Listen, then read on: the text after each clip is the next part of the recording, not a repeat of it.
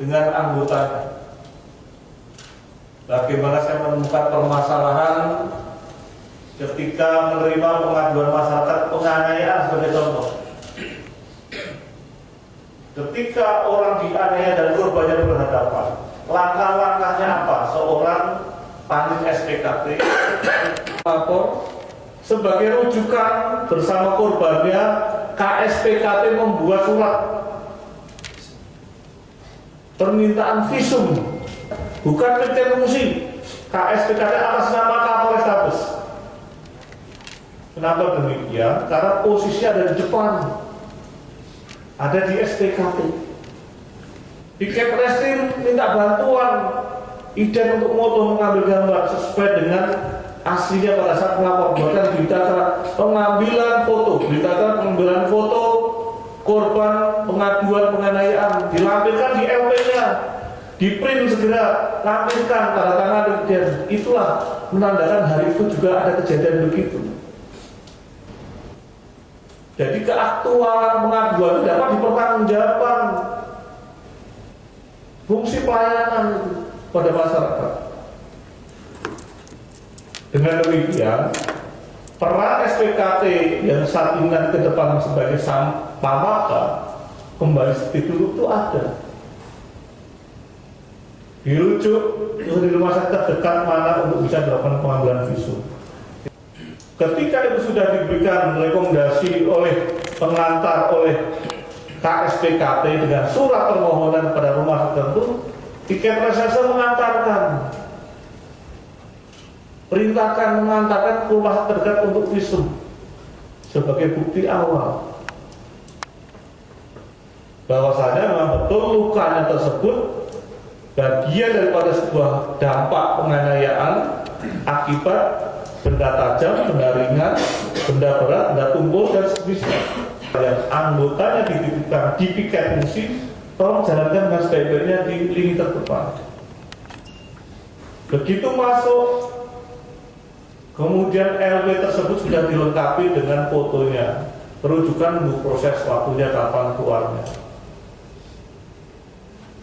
Sehingga itu mengalir manajerialnya di fungsi reserse. Kasat dilimpahkan pada Wakasat didelegasikan. Wakasat membuat disposisi pada Kanit. Kanit membuat disposisi pada Kasubnit. Itulah yang saya nilai manajerialnya tadi. Apa bunyinya? Kita memiliki niat yang baik untuk mereformasi yang jelek-jelek harus kita hilangkan. Jadi kalau kalian memiliki integritas, kalian akan maju ke depan dengan nyaman. Itu yang saya harapkan, kalian itu memiliki cara kerja yang cepat. Speednya dipercepat, Pak. Ya, bisa kerjasama untuk membuahkan suatu tujuan kita. Kita itu tujuan kita membuat terangnya tidak pidana atau memutuskan itu bukan peristiwa pidana.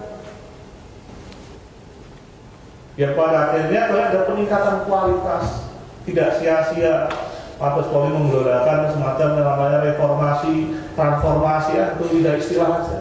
Saya katakan kalau kalian acuannya terlibat dan catur wasiat sampai kapan kalian jangan takut menghadapi permasalahan. Kita ikhlaskan, kita serahkan kepada Tuhan, pada Allah, namun kita ikhtiar belajar bagaimana cara untuk lebih baik. Setelah kita perbaiki dengan sebaik-baiknya yang bisa. Karena yang saya sampaikan itu adalah hal yang mampu, saya pikir mampu lah. Tinggal kemauan ada. Kamu nggak paham, ya Kapolres, nggak apa-apa. Saya membuka diri, sini komandan kepada bagaimana ya pandangannya sama komandan ya. Diperbaiki, intinya diperbaiki. Judulnya adalah alasan Kapolrestabes Palembang kepada Kasat Reskrim, Perwira Reskrim dalam meningkatkan pengawasan kecepatan penyelidikan tindak pidana pada setiap laporan polisi. Itulah clue-nya, Pak. Laporan polisi itu. Laporan polisi itulah yang butuh kita speed yang kita tambah. Dengan analisa itulah saya berharap kalian bisa menerjemahkan. Saya belum ya, kepala, dan kamu harus hormati syukuri masih ada pimpinan yang masih peduli memberikan jalan keluar. Tidak hanya memerintah, namun memberikan jalan keluarnya, itu yang terpenting. Oke? Ya. Terima kasih. Ada pertanyaan? Sebentar akhiri, Pak Kasat, ada tambahan? Pak Kasat? Yang lain? Asup? Tadi ada banyak? Cukup ya? Oke, terima kasih. Saya lagi mohon maaf apabila penjelasan saya menyinggung perasaan, itu tidak niat saya. Sekali lagi itu keinginan saya untuk menjelaskan kepada rekan-rekan sejelas-jelasnya supaya bisa mewarnai penegakan hukum dengan baik. Oke, terima kasih. Sekali lagi mohon maaf. Saya akhiri belajar kepada Wassalamualaikum warahmatullahi wabarakatuh. Waalaikumsalam. Terima kasih Mas ya.